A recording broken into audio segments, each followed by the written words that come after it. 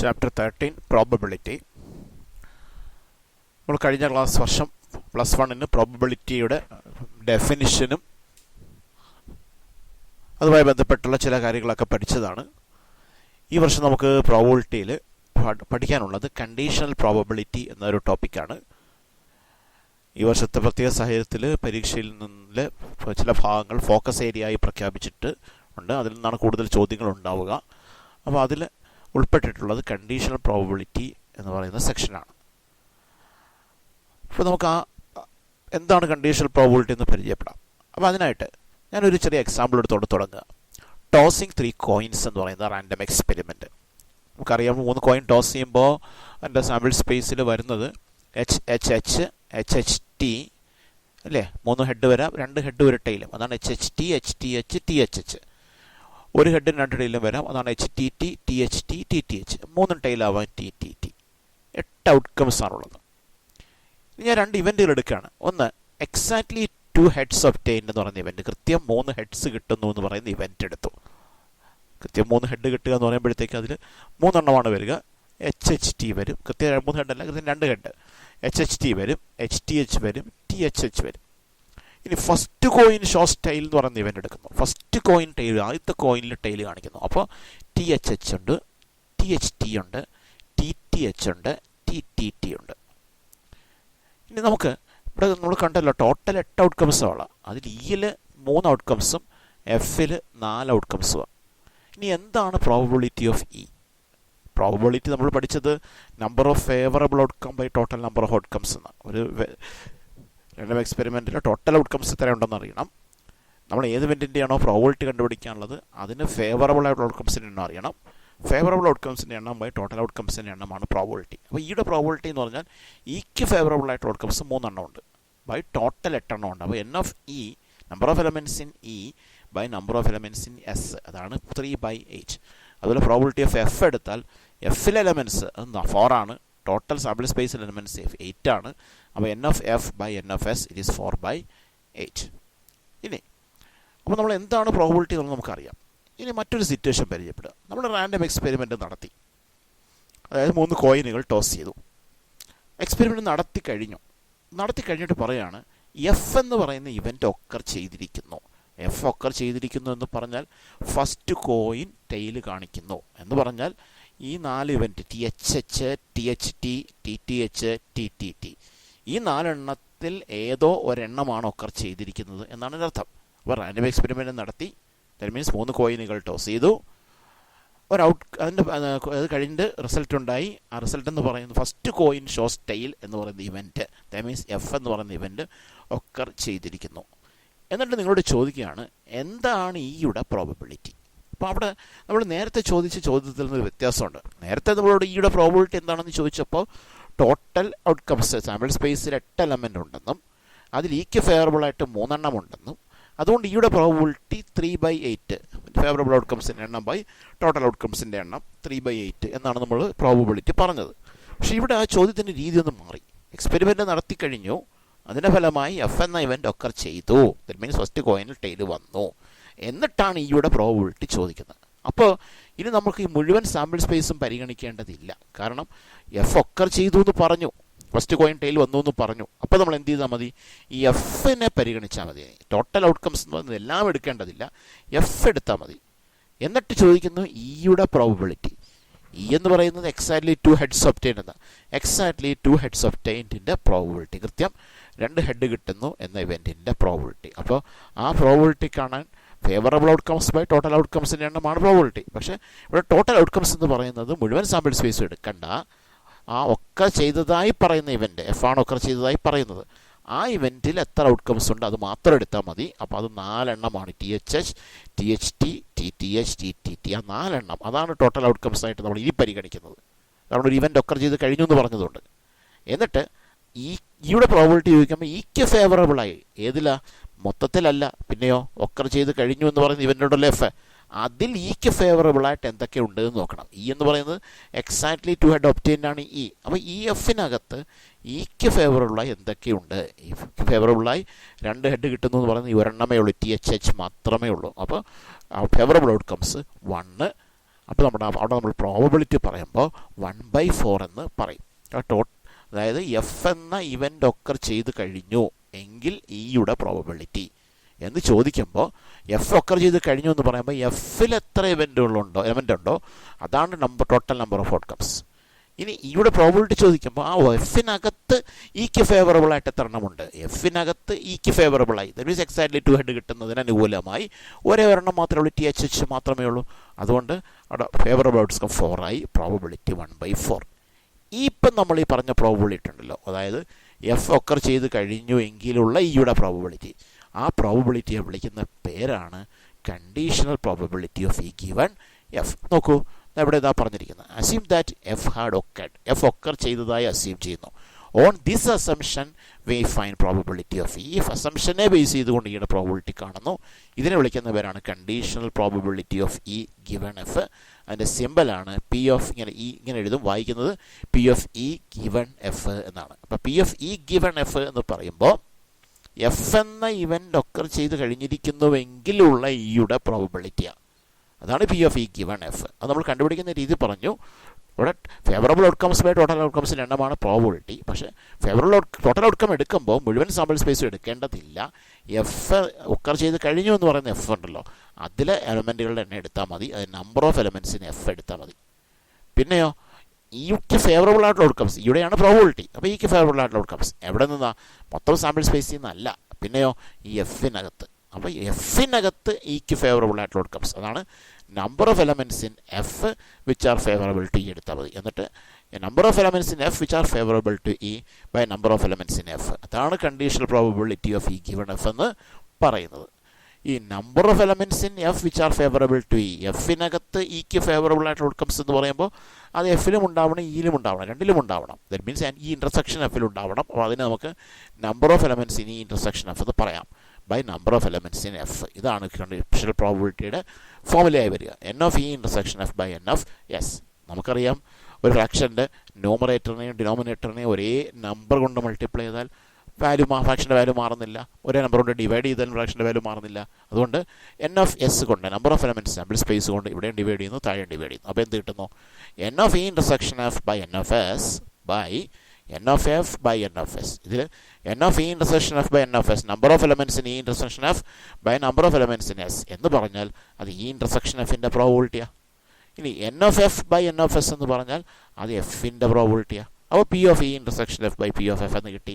അങ്ങനെ P of E given എഫിൻ്റെ probability കിട്ടി, P of E intersection F by P of F. ഇവിടെ നമ്മൾ രണ്ട് കാര്യങ്ങളാണ് ഓർത്തിരിക്കേണ്ടത്. ഒന്ന്, എന്താണ് P of E given F? Conditional probability of E given F എന്ന് പറഞ്ഞാൽ എഫ് ഒക്കർ ചെയ്ത് കഴിഞ്ഞുവെങ്കിൽ ഉള്ള ഇയുടെ പ്രോബിലിറ്റി. അത് കാണാനുള്ള ഫോർമുല ഇതാണ്, P of E intersection F by P of F. അപ്പോൾ അതുപോലെ നിങ്ങൾ ചിന്തിച്ചാൽ എന്താണ് P of F given E? എന്താണ്?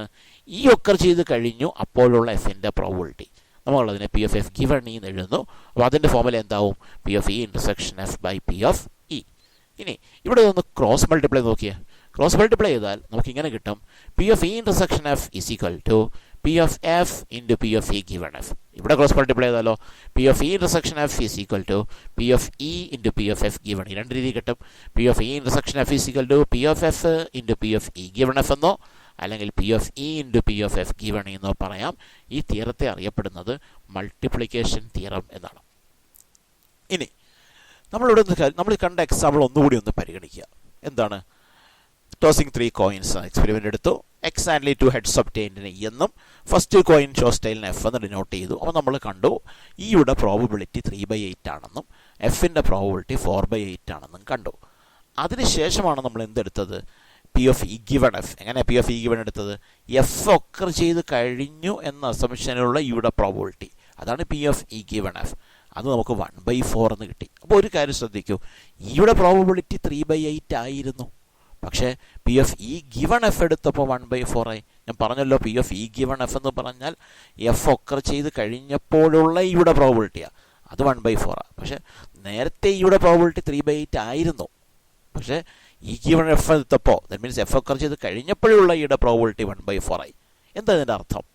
ഇയുടെ പ്രോബിലിറ്റി 3/8 ആയിരുന്നു, എഫ് ഒക്കർ ചെയ്ത് കഴിഞ്ഞു അപ്പോൾ ഇയുടെ പ്രോബിലിറ്റി 1/4 ആയി എന്ന് പറഞ്ഞാൽ അതിൻ്റെ അർത്ഥം എഫിൻ്റെ ഒക്കറൻസ് ആ ഇയുടെ പ്രോബബിലിറ്റിക്ക് മാറ്റം വരുത്തിയെന്ന അല്ലേ? അതുകൊണ്ടല്ലേ P of E given F 1/4 ആയി പോയത്. മാറ്റം വരുത്തിയില്ലായിരുന്നെങ്കിൽ പി ഓഫ് ഇ 3/8 ആണ്, P of E given F അത് തന്നെ കിട്ടണമായിരുന്നു. പക്ഷെ അത് മാറി 1/4 ആയി എന്ന് പറഞ്ഞാൽ എഫിൻ്റെ ഒക്കറൻസ് ഇയുടെ പ്രോബബിലിറ്റിക്ക് ചേഞ്ച് വരുത്തി എന്നാണ് എൻ്റെ അർത്ഥം.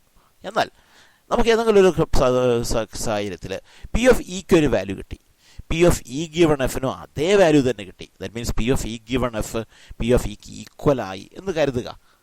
അങ്ങനെ വന്നാൽ എൻ്റെ അർത്ഥം P of E given F എന്ന് പറഞ്ഞാൽ എഫ് ഒക്കർ ചെയ്ത് കഴിഞ്ഞപ്പോഴുള്ള ഈയുടെ പ്രോബിലിറ്റിയാണ്.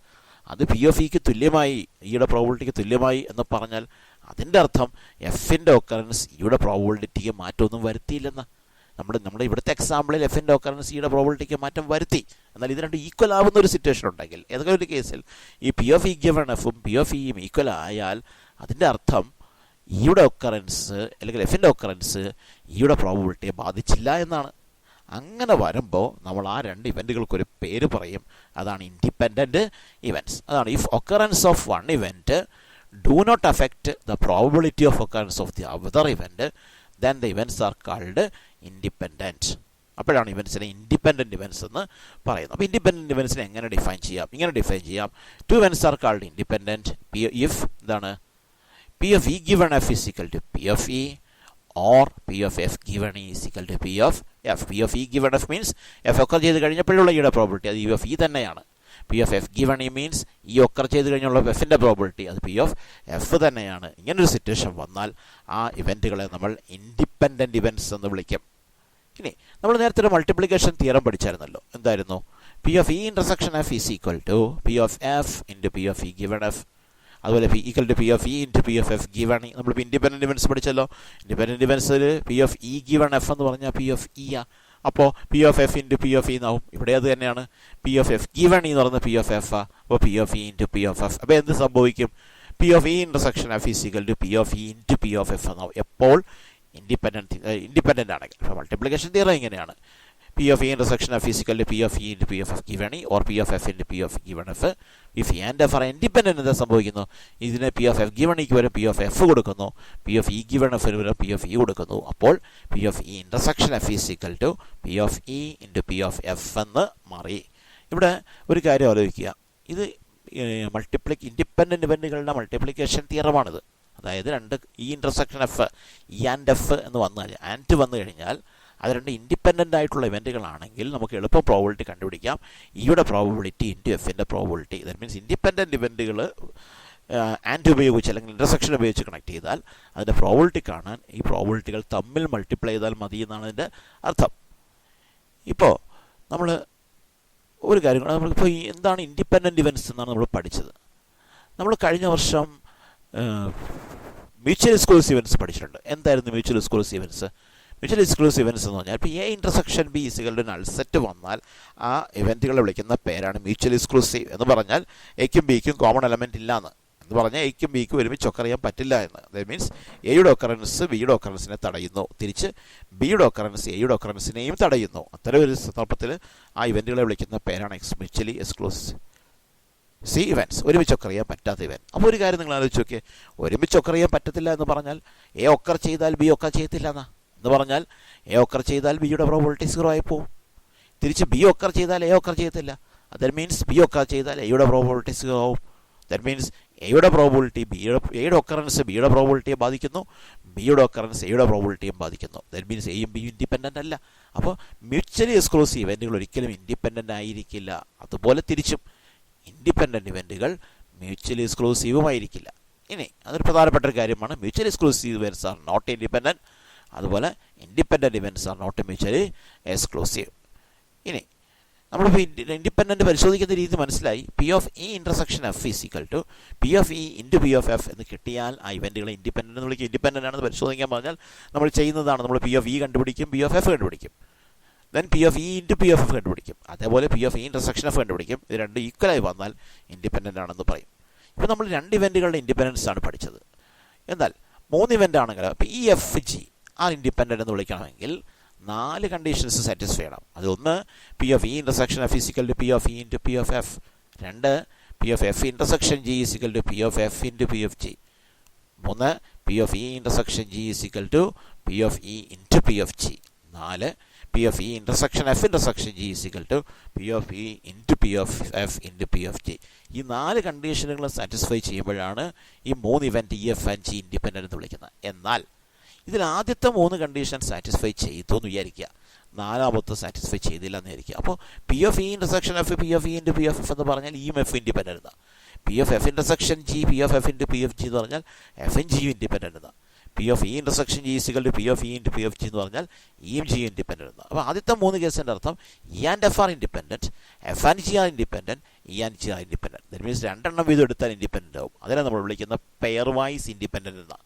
അപ്പോൾ ആദ്യത്തെ 3 കണ്ടീഷൻ സാറ്റിസ്ഫൈ ചെയ്താൽ അതിനെ പെയർ വൈസ് ഇൻഡിപെൻഡൻ്റ് എന്ന് വിളിക്കും. എന്നാൽ അതോടൊപ്പം 4ാമത്തെ കണ്ടീഷനും കൂടെ സാറ്റിസ്ഫൈ ചെയ്താൽ ആ ഇ എഫ് ആൻഡ് ജിയും ആ 3 ഇവൻറ്റുകൾ മ്യൂച്വലി ഇൻഡിപെൻഡൻ്റ് ആണെന്ന് പറയത്തുള്ളൂ, ആ 3 ഇവൻറ്റുകൾ ഇൻഡിപെൻഡൻ്റ് ആണെന്ന് പറയത്തുള്ളൂ. അപ്പോൾ അല്ലാതെ 3 കണ്ടീഷൻ സാറ്റിസ്ഫൈ ചെയ്യും, 4ാമത്തെ കണ്ടീഷൻ സാറ്റിസ്ഫൈ ചെയ്യാതിരിക്കുന്ന ഒരു സിറ്റുവേഷൻ വന്നാൽ നമ്മളപ്പോൾ പറയും E F G pairwise independent ആണ്, പക്ഷേ മ്യൂച്വലി ഇൻഡിപെൻഡൻ്റ് അല്ല എന്ന് പറയും. ഇനി 2 തിയറങ്ങൾ പ്രൂഫ് ഒന്നും പഠിക്കേണ്ട, ഇത്രയേ ഉള്ളൂ. If and B are 2 events and f is an event with the probability of f not equal to 0, then P of A union B given f is equal to P of A given f plus P of B given f minus P of A intersection B given f. കഴിഞ്ഞ വർഷം പഠിച്ച addition തിയറമാണ്.